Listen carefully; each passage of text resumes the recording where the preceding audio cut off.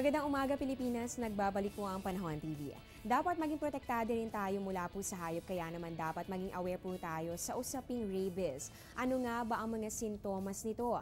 Kabilang po sa mga sintomas ang pananakit ng ulo, pagkakaroon po ng sugat at syempre po yung pananakit ng sugat o parte ng katawan na nakagat ng aso, delirium at ganoon po ang paralysis at pamamaga ng mga kasukasuan at pagkakaroon po ng phobia sa tubig at ganoon din po yung pagkakaroon din po ng pulikat. At para po maiwasan naman ang pagkakaroon po ng rabies, dapat pabakunahan po ang inyong aso. Iyan po isang beses kada taon. Huwag po hayaang manatili sa labas ng bahay ang inyong alagang aso at syempre kasama rin po sa pag-iwas dito ang pagpapaligo ng regular sa alaga at panatilihin pong malinis ang kanyang pagkain at ganun din ang kanyang tirahan. At bilang lunas naman po sa rabies, dapat po hugasang mabuti ang sugat gamit po ang sabon at tubig at agad po nga dalhin na ang biktima sa pinakamalapit na ospital. Kapag ang aso po hindi po kayang obserbahan, dapat po ay kayo pumunta pa rin sa pinakamalapit na Animal Bite Center. Magpakonsulta po sa doktor kapag naobserbahan ang mga sumusunod sa aso sa loob ng 14 na araw, katumbas po ito ng 2 linggo. Dapat po maobserbahan po natin ang pagiging mabangis ng inyong aso at hindi po ito tumitigil sa pagtakbo. Kasama rin po sa mga dapat nating maobserbahan sa inyong aso ay yung sobrang paglalaway nito at yung pagkagat nito sa mga bagay-bagay. At maaari rin po nating makitaan na wala pong ganang pagkain ito pong inyong aso at wala rin po ito gana sa kanyang pag-inom. So kapag po naobserbahan po natin ito, dapat ay kumonsulta na po kayo sa pinakamalapit na ospital para po mabigyan po kayo ng pinakamabisang lunas laban po yan sa rabies. At ngayon po sa iba pang usapan, dahil po sa init naman ng ating panahon, minsan kahit po ang loob ng mga sasakyan, mainit na rin po ang singaw. Kaya para sa mga nagmamaneho o sa mga car owners, ito po ang mga tips para mapanatiling malamig ang inyong sasakyan. Una po dito, panatilihing malinis ang inyong sasakyan. Next po dito, iwasan natin yung tailgating o wag pong dumikit o tumutok sa nauunang sasakyan. Iwasan din po ang paggamit ng oil-based air freshener at kung maaari, iwasan din ang pagparada sa matatarik na lugar. At panghuli po sa ating mga tips, laging paanda rin ang inyong air conditioning unit ng inyong sasakyan. At ilan lang po ang mga tips sa ito para hindi lang kayo ang cool, dapat pati ang inyong sasakyan. At ngayon po para po sa maagang aalis ng kanilang mga tahanan, gaano kaya kalaki ang tsansa na makaranas sa mga pag-ulan sa mga susunod na oras? I-check po natin ang Project NOAA ng DOST.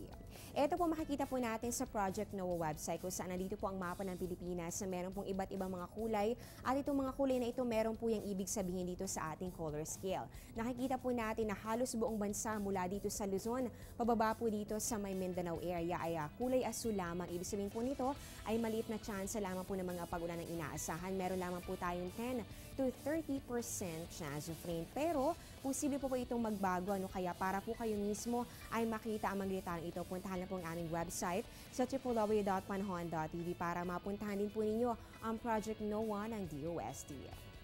At ngayon po alamin naman po natin ang inaasang weather conditions sa mga bansang kasapi po natin sa ASEAN o Association of Southeast Asian Nations. Dito po sa Thailand, inaasahan po doon ang mataas na temperatura ng aabot ng 26 to 35 degrees Celsius, habang dito naman sa may Singapore, yan po ay 25 to 32 degrees Celsius. Para naman sa Lao PDR, inaasahan po doon ang pagkakaroon ng mga mahihinang pag-ulan lamang at yung temperatura, abot po ito ng 27 to 37 degrees Celsius. At dito naman po sa Brunei Darussalam, yan po ay 25 to 33 degrees Celsius. Ngayon nalaman na po natin ang inaasahang weather conditions sa mga bansang kasama natin sa ASEAN. Alamin po natin ang inaasahan namang lagay ng panahon sa natitirang bahagi pa ng Asia. Dito po sa Hong Kong, meron po 29 to 35 degrees Celsius. Magandang panahon naman ang mararanasan. Habang dito naman po sa China, inaasahan po ang mababang agwat ng temperatura sa 11 to 28 degrees Celsius. Ngayon po, dumako na po tayo sa ating global weather. Hatid po sa atin ng WMO o World Meteorological Organization.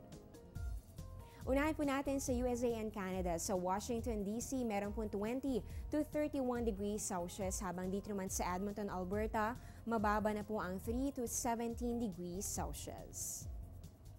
Para naman sa Asia and Middle East, sa Dubai, mataas po ang temperatura so mainit po ang panahon sa 33 to 39 degrees Celsius. Habang dito naman sa Kuwait City, Kuwait, meron po 27 to 39 degrees Celsius. Sa Europe naman po tayo, sa Madrid, Spain, inaasahan po doon ng 17 to 33 degrees Celsius. Habang dito naman sa Berlin, Germany, mababa na ang 12 to 26 degrees Celsius. At panghuli po natin sa Australia and New Zealand, sa Melbourne, asahan po doon ng 11 to 16 degrees Celsius. At para po dito sa Wellington, hindi naman po nalalayo ang agwat ng temperatura nga abot ng 12 to 16 degrees Celsius. Samantala, para po ulit sa mga car owners, dapat panatilihin din pong nasa kondisyon ang mga gulong ng inyong sasakyan. Para po sa mga tips, tunghayan po natin ito. Una po dyan, dapat pumarada kayo sa patag na lugar upang maiwasan ang pagkabutas ng inyong gulong. Next, bagalan po ang takbo sa baku-bakong daan. Dapat din nating linisin ang gulong para matanggal ang mga naipong corrosive elements at iwasan po ang pagkakarga ng labis upang hindi mapuwersa ang mga gulong. Ugaliing maghanda po ng pamalit na gulong o spare tire para sa oras po na masiraan kayo ay prepared po kayo. At isa pang tip, palitan po ang mga gulong kapag ang mga ito ay pudpud na. So ang mga tips sa ito dapat po nating tandaan para po mapanatiling nasa kondisyon ang mga gulong ng inyong sasakyan ngayong pag-araw. Mamaya po makakasama na po natin ang isang weather forecaster ng Pag-asa para malaman po natin magiging maganda na kaya ang lagi ng ating panahon sa mga susunod na oras. Ngayon wala nang umiiral na bagyo dito sa ating boundary. Alamin po yan sa aming pagbabalik.